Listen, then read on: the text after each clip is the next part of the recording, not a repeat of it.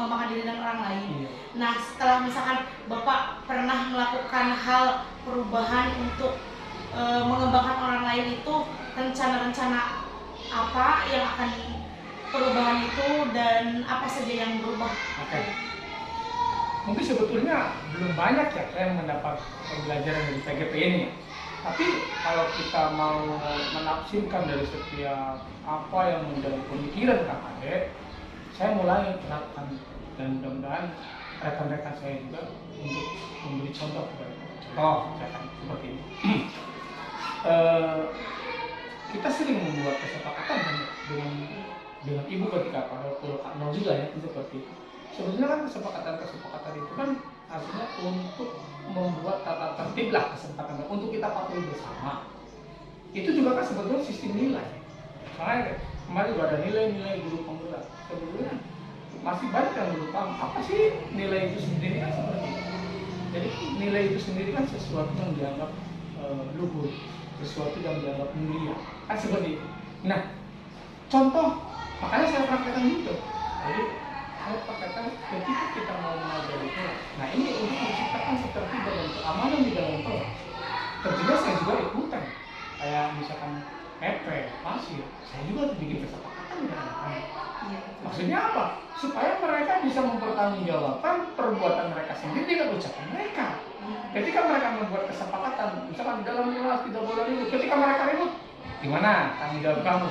Apa istilahnya yang sudah kamu ucapkan dulu kesepakatan kelasnya? Kamu kan tidak boleh ribut di dalam kelas. Sekarang kamu melanggar. Nah, jadi kan bukan bapak yang kamu sendiri yang seperti itu. Nah, itu refleksinya kepada anak iya untuk belajar mempertanggungjawabkan apa yang dia ucapkan gitu seperti itu. Makanya insya Allah di sini semua tiap kelas ada yang kesepakatan di kelas tidak boleh ini, tidak boleh itu, tidak boleh. Jadi guru tidak usah berteriak-teriak, kamu tidak begitu. Tinggal kembali ke kepala anak, kamu udah bikin apa kesepakatan kelasnya? Iya kok, saya nggak boleh bawa makan. Kamu bawa makan sih. Jadi, nah seperti itu akhirnya teman-teman bikin semua. Itu seperti tidak ada. Tadinya tidak. Nah kemudian di dalam pembelajaran setiap kali belajar kita sama guru yang lain. Misalnya sekarang saya sedang istilahnya sebelum belajar itu kan kita tidak langsung kepada pembelajaran ya. Ada kata sebenarnya dalam pembelajaran ruang kolaborasi atau dalam eksplorasi konsep ada pertanyaan tematik dan sebagainya. Kita juga sama sekarang saya praktekannya, saya tafsirkannya. Jadi sebelum belajar saya itu harus membuat dulu suatu pemantik kepada anak. Makanya saya sering sekarang ajarkan lagu-lagu wajib nasional. Lagu apa dulu? Anak-anak kita nyanyikan, belajarin anak. Ya alhamdulillah ini. So itu dulu. Sebelum belajar kita masuk ke pembelajaran. Kita langsung dulu anak-anak itu. Kadang-kadang kan anak itu ada kondisi kepala sudah umum, ada yang sedang tidak kan begitu. Akhirnya ketika dirasakan dengan lagu, dengan pengetahuan mereka bertambah, semangat belajar mereka bertambah, gitu. Kemudian kalau matematika lagi kita bikin tebak-tebak misalnya mengandung semua. Ini sudah mulai saya belajar. Jadi hal-hal seperti itu. Jadi sebelum kepada pembelajaran inti dan sebagainya, kita suka membuat pemantik gitu supaya merangsang mereka. Kemudian dari pengembangan kodrat alam dan kodrat zaman, khususnya kodrat alam di sini kan ibu tahu sendiri lah kan banyak pohon mangga. Makanya saya kemarin pada waktu ruang kolaborasi untuk tugas ini ya yang sekarang sama seperti ini, saya terus terang aja karena memang budaya kita di sini banyak pohon mangga dan ini sudah merupakan ikon banget bagi Indramayu dan banyak hasil-hasil yang diolah dari mangga itu sendiri dan ini sudah menjadi merupakan budaya itu. Bikin dodol mangga, bikin mangsa mangga, bikin rujak mangga. Makanya saya istilahnya benar potensi kita di sini sebenarnya kodrat alamnya ini di kita ini ada banyaknya pohon mangga. Makanya di kita gitu sering istilahnya memudahkan kepada mereka untuk menanam, merawat tanaman. Apalagi kita belajar mencampur dan sebagainya. Maksudnya untuk mendukung budaya kita yang memang di sini lingkungan kita memang banyaknya pohon mangga gitu supaya mangga ini kan lestari Indramayu dengan mangganya gitu mereka mau. Dan apalagi nanti mereka juga setelah lulus sekolah banyak orang tua yang berkiprahnya memang dari usahanya sebagai bos mangga kemudian sebagai penjual mangga, kemudian jadi kulit, ngambil mangganya. Jadi memang mangga ini sudah merupakan sumber penghasilan juga di kita ini. Sampai setahun pakai 2 kali, 3 kali. Sementara mereka tidak tahu bagaimana cara membudidayakannya, bagaimana cara mengolahnya. Oleh sebab itu kita lewat pendidikan ini benar. Saya baru paham istilahnya kodrat alam itu ya. Di antaranya kita anak-anak ajarkan cara mencangkok pohon mangga, yang maksudnya untuk melestarikan budaya kita juga di sini, di dalam lain, dalam mangga. Karena memang kita mangga gitu. Kalau di Majalengka mungkin dengan usaha kreditannya. Saya kemana di sini orang Majalengka kreditan ya. Itu kan udah, itu kan istilahnya benar-benar budaya sosial kultural yang ada kan seperti itu. Makanya saya benar-benar benar paham. Ya seperti itu. Coba saya kembangkan itu.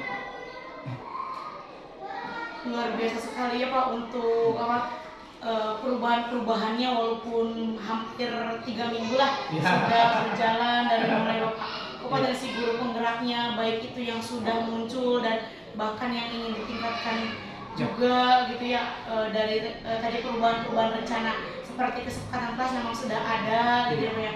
Terus dari pertanyaan pemantik karena memang agar siswa itu berpikir kritis ya Pak ya, gitu seperti itu. Iya, pelajar Pancasila di dalam kodrat alamnya juga, karena di sini memang sentralnya itu pusatnya ciri khasnya mangga. Sudah banyak olahan-olahan yang SD ini ya, dari SD ini bisa dibuat ini ya. Luar biasa sekali ya. Nah untuk kedepannya rencana-rencana aksi yang akan Bapak terapkan, bahkan misalkan secara kontinu akan terus Bapak lakukan terkait program ini seperti apa Pak? Ya mungkin saya teruskan aja dengan ikutan program. Jadi kalau punya beban ini bidangnya. Jadi saya senantiasa mempunyai terobosan-terobosan, inovasi sebagai nilai bergerak, harus senantiasa menciptakan cipta karsa karya gitu ya. Nah, ini budaya karakter itu kan seperti itu, karena melibatkan jiwa dan raga gitu. Nah, saya terus terang aja sudah ada di Indonesia. Saya harus menciptakan beberapa program di sekolah ini, khususnya yang berpihak pada murid. Ini yang akan saya lakukan. Di antaranya yang memang sudah ada beberapa kurang dilakukan dan itu sudah saya kenali gitu. Saya ketika saya pergi ke depannya ada waktu. Dulu di antaranya program yang akan saya laksanakan, ya ini untuk semuanya kan berpihak pada murid, berpusat pada murid. Di antaranya khususnya saya sebagai guru agama, programnya adalah mengadakan program bimbingan rohani Islam. Dan insya Allah akan saya laksanakan setiap hari Jumat pagi sebelum masuk sekolah. Ini harus saya laksanakan karena memang ini adalah untuk membentuk budaya karakter. Apa budaya karakter? Ya beriman dan bertakwa kepada Tuhan Yang Maha Esa dan berakhlak mulia. Ya tentunya kan dengan bimbingan rohani Islam mereka akan diberikan tausiah, akan diberikan tentang akhlak mulia dan lain sebagainya. Kita sih, ini sih bicara di sini loh. Walaupun kita belajar Pancasila, beriman dan bertakwa pada Tuhan dan Maha Esa, berakhlak mulia, mandiri, kan begitu ya. Kemudian berkebinekaan global, kemudian berpikir aktif, kreatif dan berpikir kritis kan. Jadi dasarnya kalau dari segi bimbingan rohani Islam menciptakan budaya karakter bertakwa itu yang lain juga ada program pembelajaran yang lainnya yaitu BPK. Saya terus terang aja sebagai guru agama kadang-kadang saya merasa prihatin kalau anak-anak saya belum bisa baca tulis Quran. Makanya saya munculkan program bimbingan baca tulis Quran khusus yang belum bisa. Nah untuk pengembangan di pendidikannya saya sudah ngomong dengan guru yang dituakan, Bu, di kita itu banyak Ibu banyak Bu ya anak hal juga yang di SMA sana Bu? Ada ya? Bahkan dari Fakultas juga. Abimanyu, ya Abimanyu ya ada ya? Abimanyu kan di sini. Abimanyu dan yang lainnya juga ada dari Fakultas. Terus terang aja Bu, saya sering menemukan yang boleh. Memang saya selain guru agama, saya juga guru kelas 5. Jadi saya ngajar tuh, yang mending alhamdulillah sekarang sama Ibu bisa dibayangkan 2 tahun yang lalu saya beragama, tapi dalam satu waktu saya harus ngajar agama, ngajar kelas 5, ngajar kelas 6, dan itu berjalan selama 1 semester. 3 kelas sekaligus agama, kelas 6, sampai kayak lari sama dia kesana kemari. Kenapa? Nggak ada guru. Belum honor belum ada. Kalau yang ini saya sampai dulu agama, saya ngajar sampai satu seminggu saya sakit, gak jauh mungkin beradab tenggorok, teriak-teriak. Iya, aduh kata saya kayak tahun 70 seolah nggak ada lagi di zaman sekarang gitu lah kata saya ya.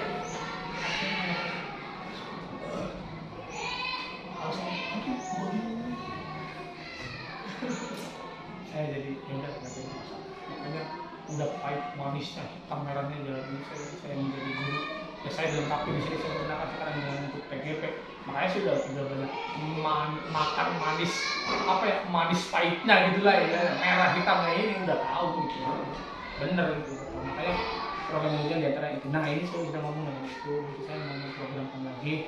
Ini berpihak juga kepada murid, artinya untuk mengembangkan, mencari dari mulai kelas 6, kelas 5, kelas 4 atau 4, 5, 6 yang belum lancar baca lagi. Kita akan kumpulkan, kita inventarisir, kemudian kita akan mengadakan program khusus baca tulis anak-anak yang belum lancar.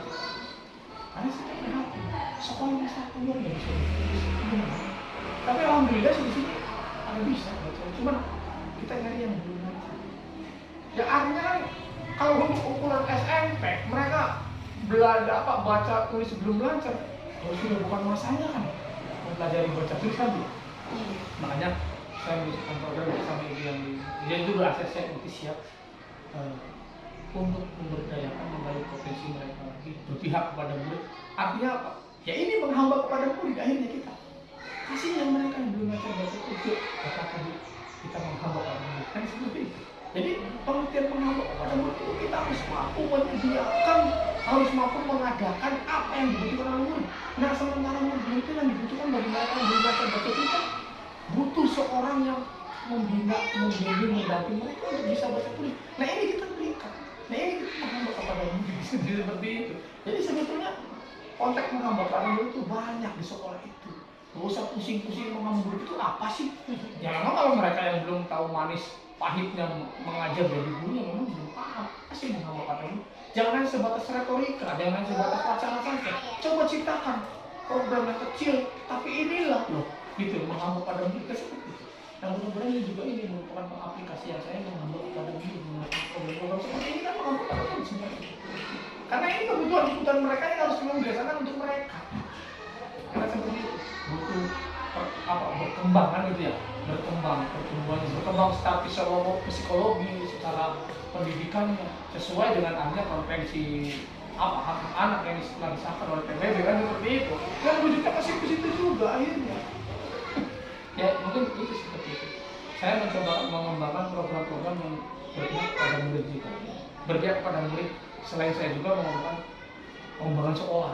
Jadi saya tuh lengkap di sini saya kemarin. Ya intinya supaya pendidikan ini apa ya, amanat pemerintah ini kita bisa laksanakan dengan baik. Kita bisa bisa bertahan gitu, maksudnya eksistensinya bisa bertahan. Jangan sampai mengalami kemunduran. Harus seperti itu. Yang itu menciptakan program-program yang berpihak kepada murid. Jadi saya katakan itu seperti itu. Itu Pak, biasa sekali Pak. Memang ya program menghamba pada murid yang berdampak pada murid itu memang itu jadi apa ya, rencana-rencana yang harus terus direncanakan dan betul, harus dilaksanakan juga.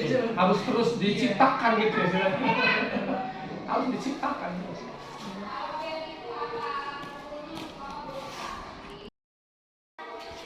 Itu tuh yang segitiga itu ya, iya, yang berdiri ya. Iya. Nah tadi setelah kompetensi yang ingin ditingkatkan oleh Bapak kan untuk mengembangkan diri dan orang lain. Iya. Nah setelah misalkan Bapak pernah melakukan hal perubahan untuk mengembangkan orang lain, itu rencana-rencana apa yang akan perubahan itu dan apa saja yang berubah? Oke. mungkin sebetulnya belum banyak ya yang mendapat pembelajaran dari PGP ini. Tapi kalau kita mau menafsirkan dari setiap apa yang menjadi pemikiran KKD, saya mulai terapkan dan mudah-mudahan rekan-rekan saya juga untuk memberi contoh kepada contoh misalkan seperti ini. Kita sering membuat kesepakatan dengan ibu ketika pada pulau Kak Nol juga ya seperti itu. Sebetulnya kan kesepakatan itu kan artinya untuk membuat tata tertib lah kesepakatan untuk kita patuhi bersama. Itu juga kan sebetulnya sistem nilai. Makanya kemarin juga ada nilai-nilai guru pemula. Sebetulnya masih banyak yang belum paham apa sih nilai itu sendiri kan seperti itu. Jadi nilai itu sendiri kan sesuatu yang dianggap luhur, sesuatu yang dianggap mulia, kan seperti itu. Nah, contoh, makanya saya praktekkan gitu. Jadi saya praktekkan ketika kita mau mengajari kelas. Nah ini untuk menciptakan ketertiban dan keamanan di dalam kelas. Tentunya saya juga ikutan. Kayak misalkan EP, pasir, saya juga bikin kesepakatan dengan anak-anak. Maksudnya apa? Supaya mereka bisa mempertanggungjawabkan perbuatan mereka sendiri dengan ucapan mereka. Ketika mereka membuat kesepakatan, misalkan di dalam kelas tidak boleh ribut. Ketika mereka ribut, gimana tanggung jawab kamu? Apa istilahnya yang sudah kamu ucapkan dulu kesepakatan kelasnya? Kamu kan tidak boleh ribut di dalam kelas. Sekarang kamu melanggar. Nah, jadi kan bukan bapak yang menentukan. Kamu sendiri yang seperti itu. Jadi itu refleksinya kepada anak iya untuk belajar mempertanggungjawabkan apa yang dia ucapkan gitu seperti itu. Makanya insya Allah di sini semua tiap kelas ada yang kesepakatan di kelas tidak boleh ini, tidak boleh itu, tidak boleh. Jadi guru tidak usah berteriak-teriak, kamu tidak begitu. Tinggal kembali ke kepala anak, kamu udah bikin apa kesepakatan kelasnya? Iya, kok saya nggak boleh bawa makan, tidak bawa makan ke sini. Jadi, nah seperti itu, akhirnya teman yang lain bikin semua. Ini seperti tidak ada. Tadinya tidak. Nah kemudian di dalam pembelajaran setiap kalinya belajar kita sama guru yang lain. Misalnya sekarang saya sedang sebelum belajar itu kan kita tidak langsung pada pembelajaran ya. Ada kita sering dalam pembelajaran ruang kolaborasi atau dalam eksplorasi konsep ada pertanyaan pemantik dan sebagainya. Kita juga sama sekarang saya praktekannya, saya tafsirkannya. Jadi sebelum pembelajaran saya itu harus membuat dulu suatu pemantik kepada anak-anak. Makanya saya sering sekarang ajarkan lagu-lagu wajib nasional. Lagu apa dulu? Anak-anak kita nyanyikan, belajarin anak. Ya alhamdulillah ini juga. So ini gimana? Sebelum belajar kita masuk ke pembelajaran. Kita langsung dulu anak-anak itu. Kadang-kadang anak itu ada kondisi apalagi sedang umum, ada yang sedang tidak kan gitu.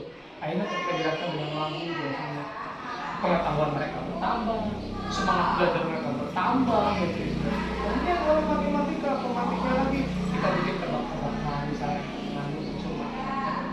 Ini sudah mulai saya gunakan.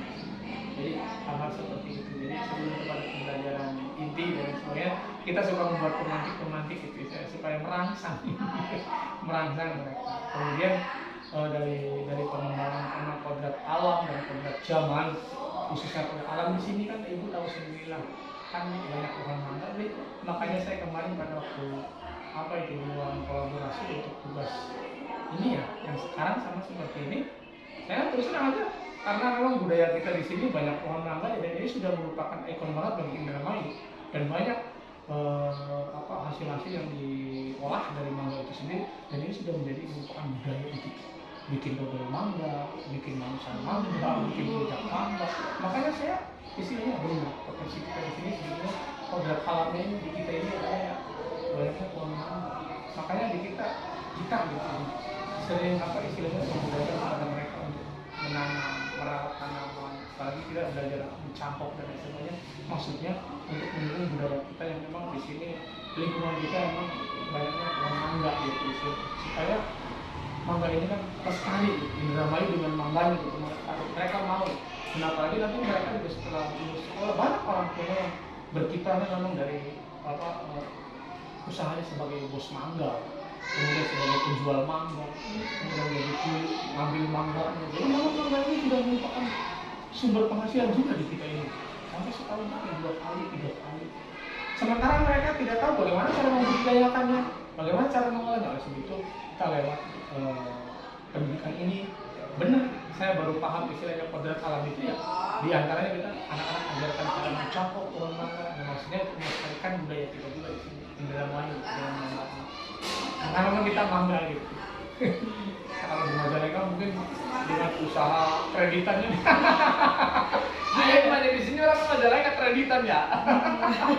Itu kan udah, itu kan istilahnya benar-benar budaya sosial kultural yang ada kan seperti itu. Makanya saya benar-benar ini benar paham seperti itu. Ya seperti itu. Coba saya kembangkan itu. Luar biasa sekali ya Pak untuk apa perubahan-perubahannya, walaupun hampir 3 minggu lah Ya. sudah berjalan dari mulai Bapak dan si guru penggeraknya, baik itu yang sudah muncul dan bahkan yang ingin ditingkatkan juga gitu ya. Dari tadi perubahan-perubahan rencana seperti kesepakatan kelas memang sudah ada gitu ya Pak ya.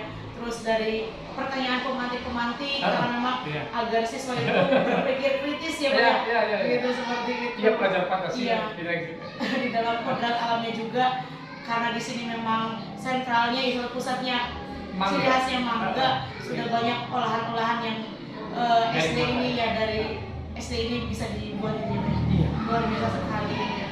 Nah untuk kedepannya rencana-rencana aksi yang akan Bapak terapkan, bahkan misalkan secara kontinu akan terus Bapak lakukan terkait apa program ini seperti apa Pak? Ya mungkin saya terus terang aja dengan ikutan kerja, jadi kalau punya beban ini jadi saya senantiasa mempunyai terobosan inovasi sebagai nilai bergerak, harus senantiasa menciptakan karya gitu ya. Ini budaya karakter itu kan seperti itu, karena melibatkan jiwa dan raga gitu. Nah, saya terus terang aja sudah ada di Indonesia. Saya harus menciptakan beberapa program di sekolah ini, khususnya yang berpihak pada murid. Ini yang akan saya lakukan. Di antaranya yang memang sudah ada beberapa program yang dilakukan dan itu sudah saya kenali gitu. Saya ketika saya pergi ke kedepannya ada lagi. Dulu di antaranya program yang akan saya lakukan, ya ini untuk semuanya kan berpihak pada murid, berpusat pada murid. Di antaranya saya, khususnya saya sebagai guru agama, programnya adalah mengadakan program bimbingan rohani Islam, dan insya Allah akan saya laksanakan setiap hari Jumat pagi sebelum masuk sekolah. Ini harus saya lakukan karena memang ini adalah untuk membentuk budaya karakter. Apa budaya karakter? Ya beriman dan bertakwa kepada Tuhan Yang Maha Esa dan berakhlak mulia. Ya tentunya kan dengan bimbingan rohani Islam mereka akan diberikan tausiah, akan diberikan tentang akhlak mulia dan lain sebagainya. Kita ini sering dinyarikan di sini loh, walaupun kita baru belajar Pancasila, beriman dan bertakwa pada Tuhan Yang Maha Esa dan berakhlak mulia, mandiri kan begitu ya. Kemudian berkebinekaan global, kemudian berpikir aktif, kreatif dan berpikir kritis kan. Jadi katanya kalau dari segi bimbingan rohani Islam menciptakan budaya bertakwa itu di antaranya juga ada program pembelajaran yang lainnya, yaitu BTQ. Saya terus terang aja sebagai guru agama, kadang-kadang saya merasa prihatin kalau anak yang belum bisa baca tulis Quran. Makanya saya luncurkan program bimbingan baca tulis Quran khusus yang belum bisa. Nah untuk pengembangan di pendidikannya saya sudah ngomong dengan guru yang dituakan, Bu, di kita itu banyak Ibu banyak Bu ya anak hafal juga yang di SMP sana Bu? Ada ya? Bahkan dari Papua juga. Abimanyu, ya Abimanyu ya ada ya? Abimanyu kan dari sini. Abimanyu dari yang lainnya juga ada dari hafal. Terus terang aja Bu, saya sering menemukan yang boleh. Memang saya selain guru agama, saya juga guru kelas 5. Jadi saya ngajarin, ya mending alhamdulillah sekarang sama Ibu bisa dibayarkan 2 tahun yang lalu saya guru agama. Tapi dalam satu waktu saya harus ngajar agama, ngajar kelas 5, dan itu berjalan selama 1 semester. 3 kelas sekaligus agama, sampai kayak lari sama dia. Pesona kemarin. Kenapa? belum honor belum ada. Honor yang ini belum. Saya sampai dulu agak saya ngajak sampai saya tuh seminggu saya sakit, gak jauh mungkinnya bukan ada teriak-teriak. Iya. Aduh, kalau saya kayak tahun 70 sekolah nggak ada lagi mau di zaman sekarang gitu lah kata saya.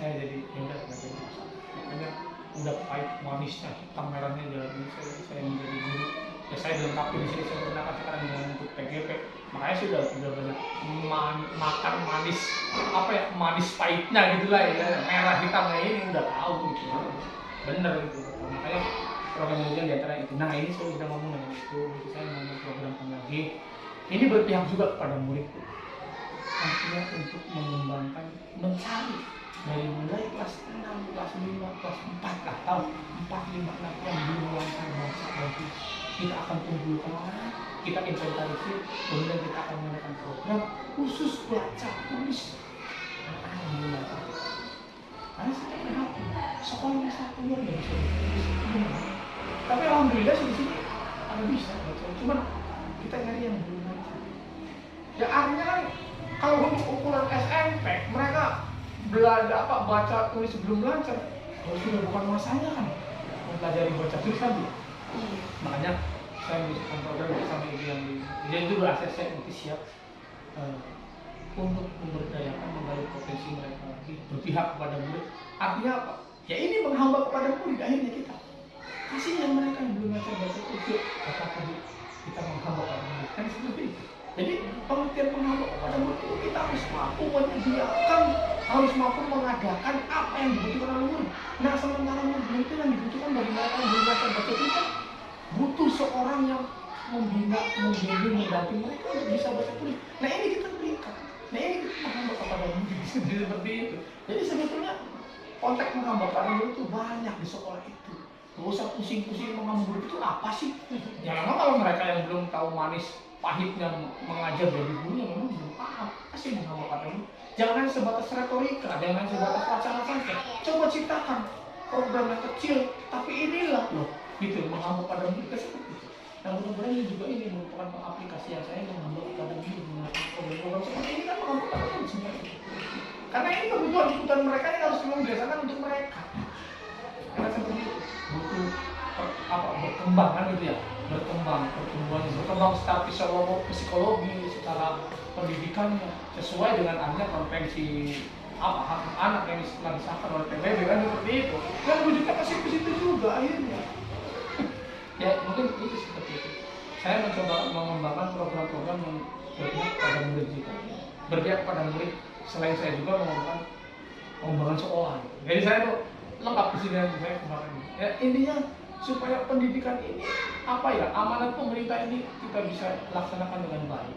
Kita bisa bisa bertahan gitu maksudnya eksistensinya bisa bertahan. Jangan sampai mengalami kemunduran. Harus seperti itu. Yang itu menciptakan program-program yang berpihak kepada murid. Jadi saya nggak itu biasa sekali Pak.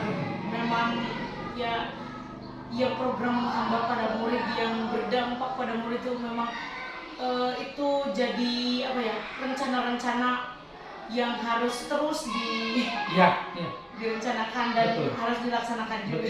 Harus terus diciptakan gitu ya. Harus diciptakan terus.